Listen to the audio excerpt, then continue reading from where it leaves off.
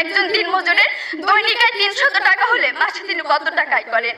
মাননীয় মডারেটর, মুখে মুখে বাবাকে জবাব দিলাম 9000 টাকা। বাবা আমার কাঁধে হাত রাখলেন, চুলের মাঝে হালতো বিলি কেটে বললেন, মা রে, তোর এই বাবা হাই স্কুলের শিক্ষক হিসেবে মাসে 8000 টাকা বেতন পায়। আমি কোনো প্রশ্ন করতে পারিনি বাবাকে। লজ্জায় বাবার মাথাটা নিচু হয়েছিল। পৌরাতে দাঁড়ানো বাবার বয়সে চোখ হতে খসে পড়ে জল। জানি না মাননীয় মডারেটর, আমার বাবার বয়সে চোখ থেকে খসে পড়া জল শিক্ষার মানকে কতটা টেনে তোলার যোগ্যতা রাখে। মাননীয় মডারেটর, এই যদি হয় শিক্ষাগুরুর জীবন, তাহলে একটা সময় হয়তো এদেশে আর কোনো শিক্ষকই পাওয়া যাবে না। এমন বাংলাদেশ আমরা কখনোই আশা করি না।